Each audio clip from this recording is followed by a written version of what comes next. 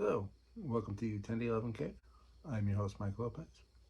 Since the last time we spoke, the Montreal franchise of the PHF has made an announcement about regarding their name and their colors.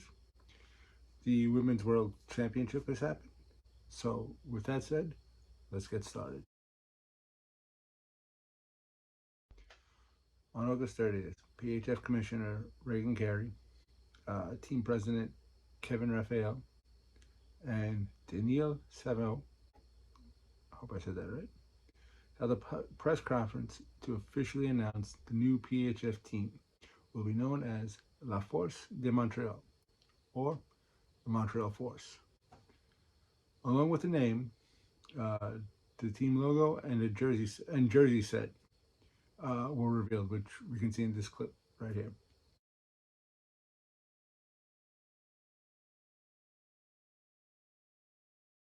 The following day, the team revealed that the 7 cities they will be playing during their provincial barnstorming uh, tour next season.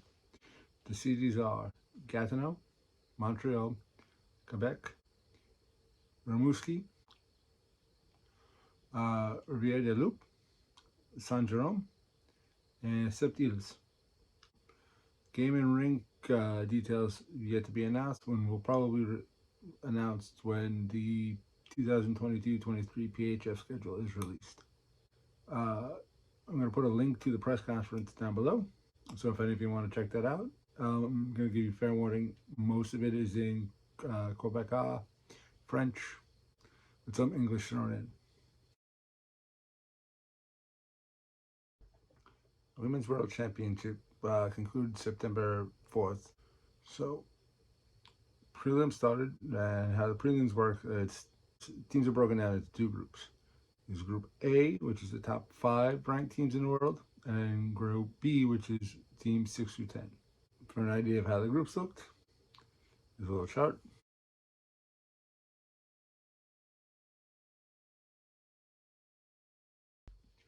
Now, instead of talking about individual games, we're going to talk about how attendees performed overall in the preliminary round. We're going to kind of leave out how Team Canada and the USA did, because, with the exception of the times they played each other, most of their games were a rout. So I don't want to pile on any goalies who were on the losing end of those routes. It's not fair to them. So we're going to talk about um, some individual players that stood out, at least to me. Yeah. So first is Clara Peslarova of Czechia. She led all goalies with in the prelims with a 961 save percentage. She stopped 49 out of 51 shots against in 220 minutes played. Basically, she played all four games and all but 20 minutes. In contrast, Miyu Masahara of Japan gave up the most goals with 14 on 103 shots against. Masahara played in 3 games for just under 150 minutes. She was asked about her playing against the U.S., in which she said, quote, "Against the U.S., I only felt the fun. That I'm playing in the World Championship and getting to play many times through the games.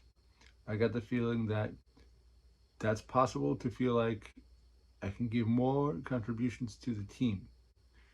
That was a massive change inside me, the feeling that it's possible for me to contribute."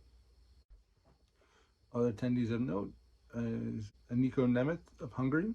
She played all 253 minutes, 51 seconds of her team when her team was on the ice. She stopped 119 out of 131 shots against, putting up a 9.08 save percentage.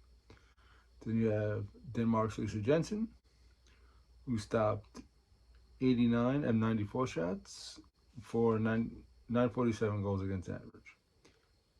Now, here are the rest of the official attendee stats for the prelims.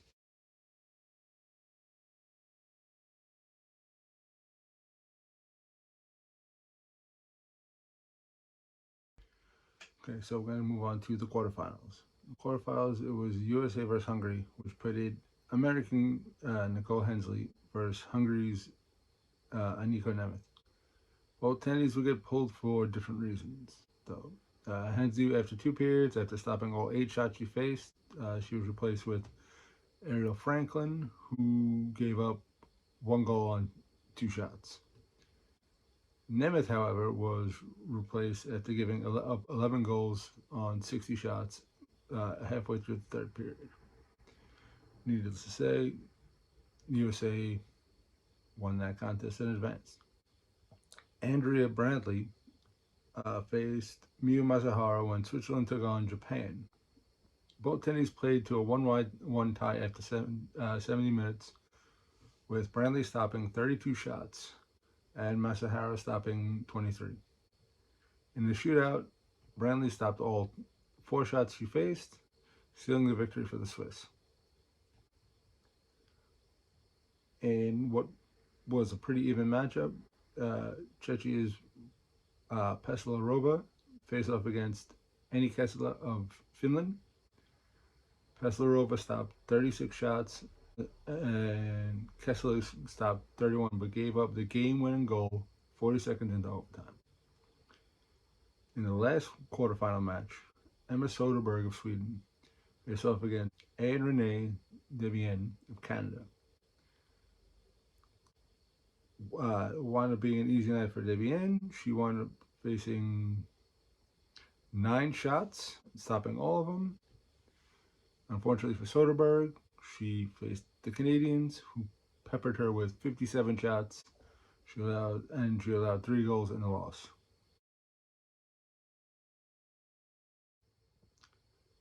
In the semis, Canada and the U.S. blew out their opponents, Sweden and Czechia, to advance to the gold medal game, which means, again, not much in terms of highlights. All the highlights I could find were attendees giving up goals, and we kind of don't want to show that here. That's not what we're about. Czechia and Switzerland would play later on for the bronze medal game. Okay, placement games. Placement games are, if you don't advance to a medal game, you're in what is called placement games. So basically to determine who's 5th through 8th place in the tournament. The 5th place game, right, winner of the 5th, 6th place game gets to stay in Group A. The loser gets demoted to, or relegated to Group B. In the placement games, Japan met Sweden and Hungary played Finland. So out of those 4, the winners play in the 5th place game to either stay in Group A or be relegated. In the Finland-Hungary game, Anniko Nemeth stopped 35 shots, while Annie Kissela stopped 16, as Finland defeated Hungary 3-1 in overtime.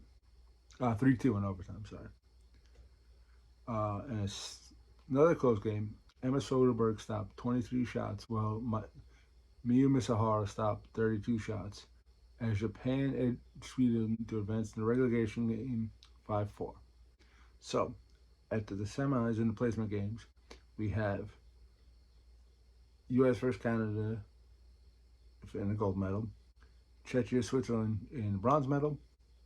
We have Finland and Japan playing for 5th place. We're going to talk about the 5th place game because outside of the medal games, this was a really big one. 5th place game pitted Japan's Miyu Masahara against Finland's Annie Kisela. Both of them started the tournament in Group A. So the loser of this game gets relegated to Group B. Okay? So Kessler managed to keep Japan off the board for 70 minutes with 17 saves. However, Masuhara put on a clinic, stopping 61, yes, 6-1 finished shots, including all 3 she faced in overtime to secure the shutout and the 1-0 victory. The victory means Japan gets to stay in Group A, meaning Finland gets relegated to the Group B for the first time in a long time.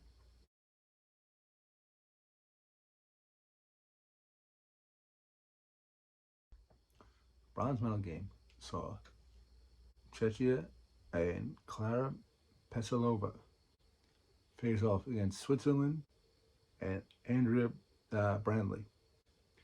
Czechia was looking for their first ever women's world medal.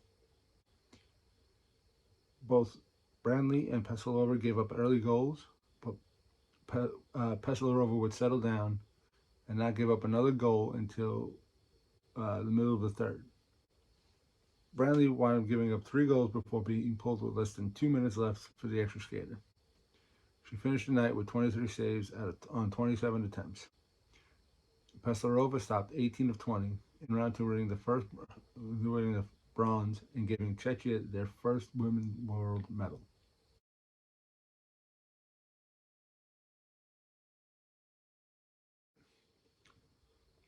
The gold medal game, like every gold medal game with the exception of 2018, came down to the two Wahoo superpowers, Team Canada and Team USA.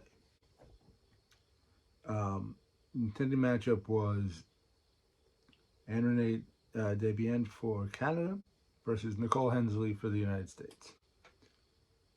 The game was very high on defense, so there weren't a lot of scoring chances. Definitely low on shots. Debian only faced 21, and Hensley only faced 19. Hensley wound up getting pulled with the States down 2-1 within the final minute, while Debian faced a flurry of shots as time wound down.